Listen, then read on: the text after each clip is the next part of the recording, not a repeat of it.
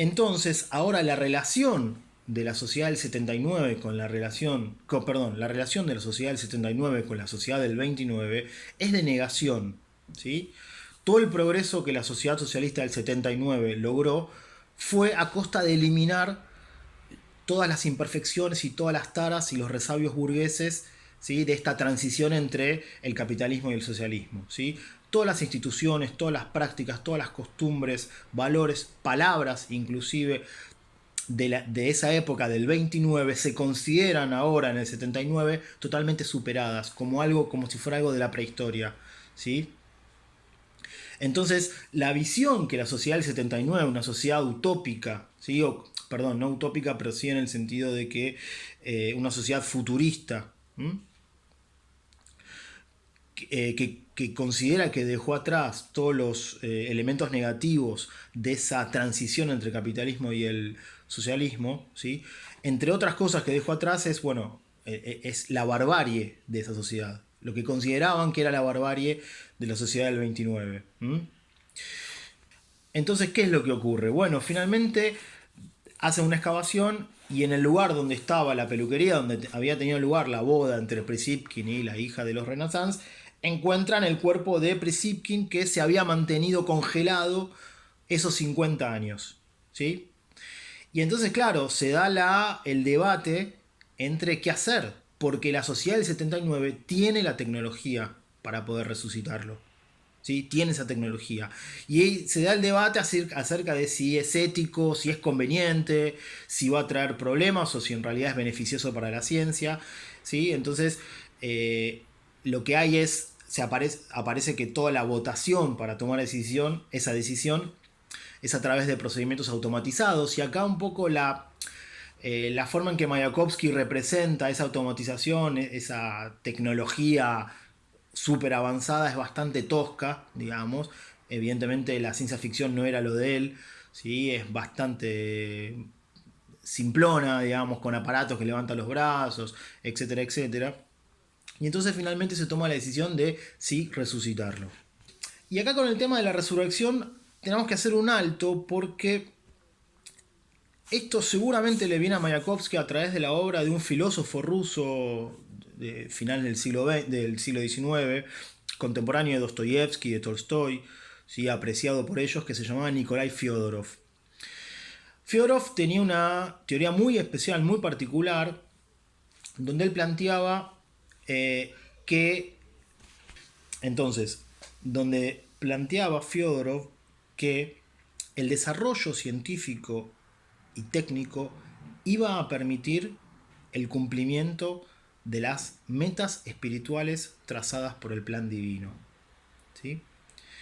Es decir, que la ciencia y la tecnología, en vez de ser un tipo de práctica racionalista contraria a los principios de la religión, al contrario, la ciencia y la tecnología están al servicio de lo que plantea la religión. ¿Sí? No son enemigos, sino que es un aliado. Fíjense que acá hay digamos, una perspectiva muy particular, justamente porque, claro, rompe con esa antítesis muy, muy estudiada entre ciencia y religión. Y Fyodorov hace a la ciencia y a la tecnología como un instrumento del plan divino. Entonces hay como una especie de, en la obra de Fyodorov, de casamiento entre teología ortodoxa y alta tecnología, de alguna manera. Todo esto dentro de una visión, bueno, muy tradicional del mesianismo ruso, etcétera, etcétera. Pero lo interesante es que Fyodorov planteaba que el desarrollo científico y tecnológico iba a permitir la resurrección de los muertos. Y este es el punto, y estas son las ideas que circulaban en la inteligencia rusa, en el campo intelectual ruso, y de las que, muy influyentes en ese momento, y de las que seguramente Mayakovsky tomó, digamos, para plantear la idea de que a Prisipkin lo pueden resucitar en la sociedad socialista del año 79. Por supuesto que esto que plantea Fyodorov nos suena estrafalario hoy, por eso la obra de él, la obra de Fyodorov no circuló prácticamente, no circuló fuera de Rusia, a pesar de que sí fue muy influyente dentro de Rusia. Es una visión muy curiosa, pero que a pesar de eso tuvo, digamos, repercusiones prácticas porque es un poco ideológicamente alimentó a la industria espacial soviética que fue durante los años de la Guerra Fría. Ustedes saben que la primera misión al espacio, el primer satélite que se envía es el Sputnik, ¿sí? En el año 56, si no me equivoco, y lo hace la Unión Soviética antes que Estados Unidos. ¿Sí? Bien, entonces, este tema de la resurrección, Mayakovsky lo toma de Fyodorov. ¿Sí? Entonces se vota resucitar a Prisipkin. Y claro, cuando lo resucitan, Prisipkin es un hombre de 50 años atrás y que tiene para esta sociedad del 79, tiene todas esas taras, todos esos resabios, todo ese atraso y esa barbarie que ellos suponían habían ya dejado atrás. Y entonces, claro, Prisipkin se maneja, digamos, tiene digamos, un comportamiento mucho más corporal, ¿sí? Para él es mucho más importante lo emocional, lo sensorial, ¿sí? Se empieza a mover y empieza en un momento a bailar y de pronto contagia a la gente, porque en esta sociedad del 79 es una sociedad ultra racionalista, donde lo emocional, lo sensorial, todo lo que tenga que ver con las pasiones, ¿sí? Los sentimientos, todo lo no racional, ¿sí? No lo irracional, pero todo lo no racional está tapado, ¿sí? Está muy, muy tapado, muy reprimido, porque se considera algo no digno de el nuevo sistema socialista que se está construyendo. Entonces, claro, Prisipkin, al comportarse de esa manera, genera una conmoción y las autoridades del Estado se preocupan porque ahora lo consideran un peligro porque puede diseminar, ¿sí? Las bacterias de, dicen ellos, la adulonería y la jactancia, ¿sí? Todos comportamientos, ¿sí? Como decía, que se consideraban ya superados. En esta segunda parte, digamos, todo el tema de los retruécanos y los chistes no es tan abundante como en la primera, pero sí hay una escena, un cuadro, perdón, interesante donde, bueno, vuelven a llamar a una novia que Prisipkin había tenido, ¿sí? Una novia, la novia anterior a querer casarse con esta chica Renaissance. Él en el año 29 la deja, ¿sí? Para casarse con esta familia burguesa. Esta novia de él, digamos, sigue viviendo en el año 79, entonces la llaman porque ella lo conoce, y entonces se junta con el científico que está a cargo de todo el proceso de resurrección. Y claro, bueno, ahí el chiste está en con que hay palabras, el científico no entiende, por ejemplo, la palabra bochinche, el hecho de que Prisipkin genera bochinche en la traducción, ¿sí? Y el científico no entiende qué es eso porque no tiene el concepto de lo que es el bochinche, que tiene que ver con, ¿no?, esta idea de lío, ¿sí? Algo que se está fuera de control. En esta sociedad hipercontrolada, hiperracionalista, el científico y la mayoría de la gente perdió el concepto, perdió la idea de lo que puede ser algo que está fuera de control y por lo tanto tiene que buscarlo en el diccionario, ¿no? Bueno, y el chiste está con que buscan palabras que tienen la misma inicial y son todas palabras, ¿sí? Con conceptos que ya se perdieron, que pertenecían a la vieja sociedad. Porque es una sociedad que no sabe lo que es el bochinche, no sabe lo que es el alboroto, no sabe lo que es el lío, digamos, ¿sí? Porque es el control absoluto sobre todo, absolutamente todo, ¿sí? Es una sociedad totalmente regimentada, ¿sí? Que es una tecnocracia, ¿sí? En el sentido más literal de la palabra. ¿Mm? Y entonces las personas que viven ahí no conocen lo que es algo que esté fuera de control. Cuando resucitan a Prisipkin, lo que ocurre es que junto con él se había congelado una chinche, ¿sí? Un pequeño insecto muy muy chiquitito, ¿sí? Que quedó congelada con él 50 años y cuando a él lo resucitan, él ve que está la chinche que también vuelve a la vida, pero de pronto se le escapa y él, Prisipkin, se pone muy mal porque es el único ser que sabe lo que él vivió en el año 29 y que comparte su mundo, ¿sí?